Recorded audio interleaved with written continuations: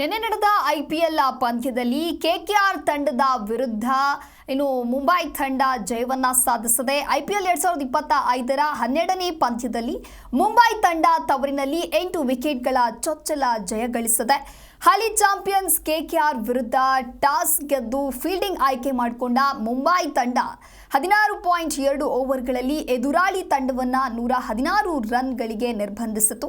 ಸರಳ ರನ್ ಗುರಿ ಬೆನ್ನಟ್ಟಿದ್ದ ತಂಡಕ್ಕೆ ಆರಂಭಿಕ ಆಟಗಾರ ರೋಹಿತ್ ಶರ್ಮಾ 12 ಎಸೆತಗಳಲ್ಲಿ 13 ರನ್ ಗಳಿಸಿ ನಿರ್ಗಮಿಸಿದ್ದು ನಿರಾಸೆ ಮೂಡಿಸಿತ್ತಾದರೂ ರಿಯಾನ್ ರಿಕಲ್ಟನ್ 41 ಎಸೆತಗಳಲ್ಲಿ 62 ರನ್ ಗಳಿಸಿ ತಂಡದ ಗೆಲುವಿಗೆ ನೆರವಾದರು. KKR ತಂಡದ ಬೌಲರ್ಗಳನ್ನು ಸಮರ್ಥವಾಗಿ ಎದುರಿಸಿದ ರಿಕಲ್ಟನ್ ಸೂರ್ಯಕುಮಾರ್ ಯಾದವ್ ತಂಡವನ್ನ ಗೆಲುವಿನ ದಡ ಸೇರಿಸಿದ್ರು. KKR ಪರ ಭಾರಿ ನಿರೀಕ್ಷೆಯನ್ನ ಮೂಡಿಸಿದ ವರುಣ್ ಚಕ್ರವರ್ತಿ ವಿಕೆಟ್ ಪಡೆಯಲು ವಿಫಲರಾದರೆ ಆಂಡ್ರೆ ರಸೆಲ್ 2 ವಿಕೆಟ್ ಅನ್ನ ಪಡೆದರು. ಮುಂಬೈ ತಂಡದ ಪರ ಅಶ್ವಿನಿ ಕುಮಾರ್ 24 ರನ್ ನೀಡಿ 4 ವಿಕೆಟ್ ಗಳಿಸಿ ಅತ್ಯುತ್ತಮ ಬೌಲರ್ ಎನಿಸಿದ್ರು.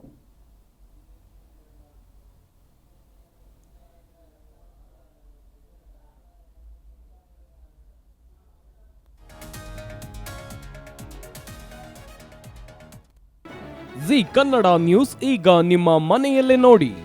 ಎಲ್ಲ ಕೇಬಲ್ಗಳಲ್ಲಿ ಈಗ ಲಭ್ಯ.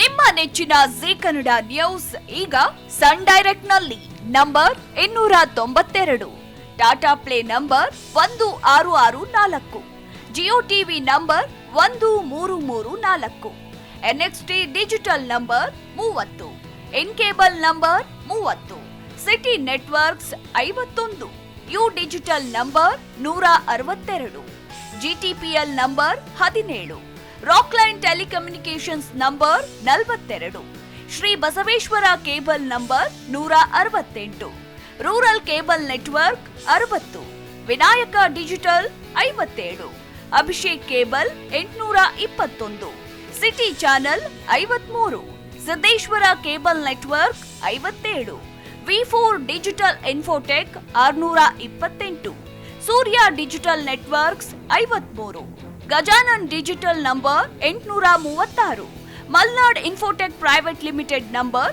56, Metrocast number 830, Victory digital number 167ರಲ್ಲಿ ನೋಡಿ ಆನಂದಿಸಿ.